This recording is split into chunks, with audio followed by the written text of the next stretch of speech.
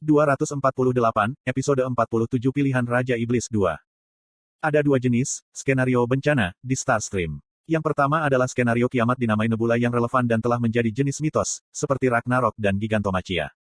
Yang kedua adalah skenario kehancuran yang terjadi secara tidak teratur. Inilah yang terjadi dengan aula besar di depan mataku. Ini bukan rasi bintang. The Breaking the Sky Sword Saint menatap langit yang mengamuk yang telah menjadi gelap. Jika tidak memiliki aura rasi bintang, hanya ada satu jawaban. Dewa luar. Sekarang saya telah menjadi rasi bintang. Aku bisa merasakan kekuatan dewa luar yang mengeluarkan bayangan dari aula. Itu yang saya temui beberapa kali. Namun, perasaan yang saya rasakan sekarang berbeda dalam dimensi. Orang buta tidak terlalu buta ketika melihat matahari. Untuk pertama kalinya, saya benci bahwa saya telah menjadi rasi bintang. Yo Jong-hyuk bergumam, mengapa skenario kehancuran dimulai sekarang? Yo Jong-hyuk telah melalui putaran pertama dan kedua dan tahu masa depan murim pertama. Dalam novel aslinya, murim pertama dihancurkan oleh dewa luar. Namun, itu masih terlalu dini. Dalam novel aslinya, itu terjadi dalam beberapa tahun. Sekarang sesuatu menarik Timelin itu ke depan. Apa itu? Apa yang salah? Tunggu, mungkin. Yo Jong-hyuk memiliki pemikiran yang sama dan bertanya. Apakah ideku benar? Sepertinya itu masalahnya. Aku menjawab dengan gugup. Skenario kehancuran adalah skenario yang menguji kemungkinan inkarnasi. Jika nilai probabilitas yang terakumulasi tidak pernah terisi, bencana tidak akan pernah dimulai. Di Blue Dragon Castle ini, hanya ada satu hal yang baru-baru ini memicu probabilitas. The Breaking the Sky Sword Saint membuka mulutnya. Itu adalah kompetisi seni bela diri. Kompetisi seni bela diri. Probabilitas yang digunakan Predator Rawa Brush dan rasi bintang lainnya akhirnya memicu bencana. Beberapa rasi bintang yang tidak suka kamu menikmati situasi ini. Bajingan sialan. Kim Dokja, apa yang kamu lakukan di sana? Petik 2. Yo Jong-hyuk tidak tahu persis apa yang terjadi di asosiasi gourmet dan marah padaku. Saya tidak punya alasan. Tidak ada cara untuk membalik skenario yang sudah dimulai. Dalam beberapa saat, skenario kehancuran akan dimulai. Dewa luar sedang bersiap untuk menyerang. Semua yang bukan peserta dalam skenario harus dengan cepat meninggalkan area skenario. Pesan-pesan itu terdengar dari langit dan gangguan dimulai di Blue Dragon Castle. Gila, apa ini? Cepat dan lari. Tidak seperti skenario lain, skenario kehancuran besar memiliki pilihan untuk berpartisipasi. Inkarnasi seperti kami dengan cepat meninggalkan daerah itu. Bahkan para pedagang yang menjual file-file yang berisi seni bela diri dan seniman bela diri Kastil Naga Biru. Ekspresi mereka berubah saat aula besar muncul di langit. Konsep, terampil, dan tidak terampil, tidak ada artinya di depan keberadaan ini. Apa yang terjadi? Yang Hayong dan Han Myungmoh terlambat berlari ke halaman. Kita harus keluar dari sini. Bersiaplah dengan cepat. Petik 2. Heok, Yang Hayong menelan ludah sambil menunjuk ke langit. Banyak tentakel membentang dari aula besar. Tidak diragukan lagi dewa luar yang saya temui di Peaceland dan di Dark Castle. Aku akan mencoba untuk memperbaiki hal-hal seperti ini. Saya kewalahan oleh kehadiran mengerikan yang meresapi suku kata. Keserakahan kolosal menyebabkan orang-orang yang melarikan diri runtuh dan mengencingi diri mereka sendiri. Wah. Itu adalah kekacauan besar yang mengganggu roh hanya dari suara yang sebenarnya. Tentu saja, itu tidak masuk akal untuk menghadapi orang seperti itu, tidak peduli seberapa kuat Yo Jong-hyuk. Bahkan dewa luar yang lemah memiliki kekuatan untuk menginjak-injak rasi bintang. Sulit untuk mengharapkan kesempatan menggunakan dinding keempat seperti yang saya lakukan dengan Eater of Dreams. Ada 30 menit sampai dimulainya skenario kehancuran. Kami harus melarikan diri dari sini. Mungkin itu pilihan yang lebih baik. Menghancurkan Saint Pedang Langit. Aku menatap Breaking the Sky Sword Saint dan dia menatapku. Itu adalah ekspresi yang tak terduga. Untuk menghancurkan pedang langit Namgung Minyong, murim pertama ada di rumah. Yang saya tahu adalah kalimat-kalimat yang ditulis dalam Ways of Survival. Menurut kalimat itu, tidak ada alasan bagi Breaking the Sky Sword Saint untuk mempertahankan tempat ini. Tentu saja, tidak semua orang menyukai rumah mereka. Baginya, murim pertama hanyalah tempat berkembang biaknya dunia yang korup. Itu adalah dunia yang kehilangan pengakuan dan kasih sayang. Murim sudah hancur jauh sebelum murim pertama dihancurkan. Sejauh ini, tidak ada alasan bagi Breaking the Sky Sword Saint untuk tetap di sini. Murim pertama akan binasa. Tepatnya, itu harus binasa. Guru, suara Yo Jong-hyuk mendorong kami untuk pergi. Lalu mengapa Breaking the Sky Sword Saint tidak bergerak? Dia berdiri seperti gunung saat dia diam-diam menatap jalan di depannya. Kota itu kacau karena kerusuhan dan desersi. Kemudian saya melihat sekelompok orang mendekat. Mereka adalah mereka yang melihat transendensi atau telah melihat transendensi. Saya merasakan aura muda di sekitar tubuh mereka dan memperhatikan siapa mereka. Menghancurkan Saint Pedang Langit, sudah lama. Kepala klan yang kuat dari Blue Dragon Castle telah datang untuk mengunjungi Breaking the Sky Sword Saint.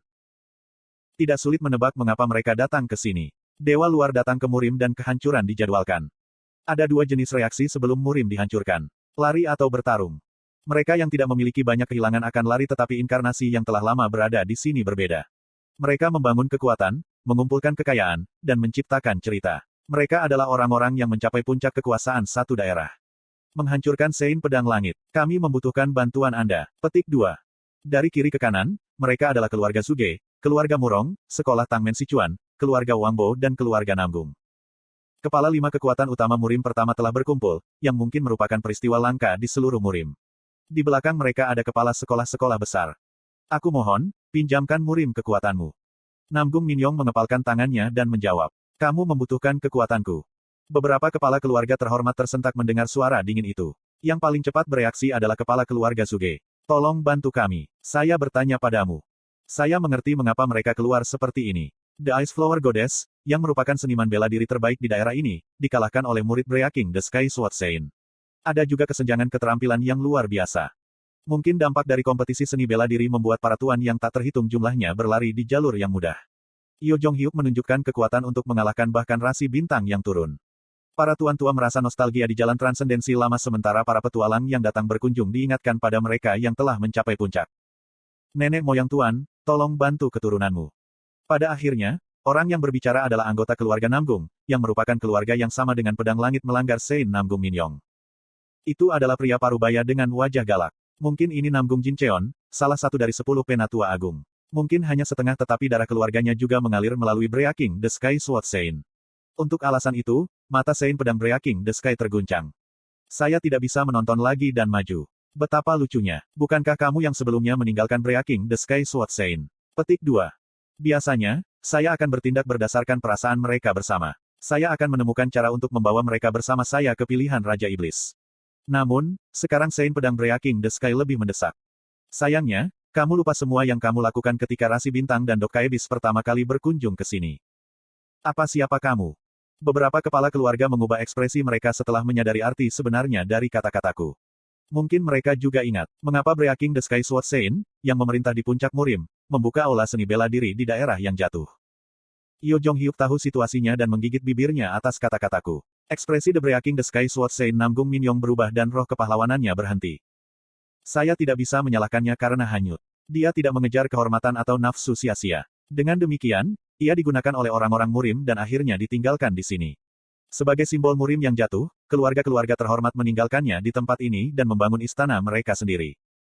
Tuan keluarga Namgung, itu sama untukmu. Nenek moyang guru, Anda belum pernah memanggil orang suci pedang langit itu sebelumnya, kan? Petik 2. Itu. Jika kamu punya pikiran, kamu tidak akan datang ke sini. Saya tidak tahu apakah Anda berani atau bodoh. Apakah kamu tidak tahu mengapa Sein pedang melanggar langit memisahkan diri dari keluarga Namgung Anda? Petik 2. Seorang anak yang lahir antara dewa raksasa dan manusia. Aku tahu lebih baik daripada siapapun cobaan yang dialami Sein pedang Breaking the Sky saat dia tumbuh dewasa, mungkin bahkan lebih dari Yo Jong-hyuk.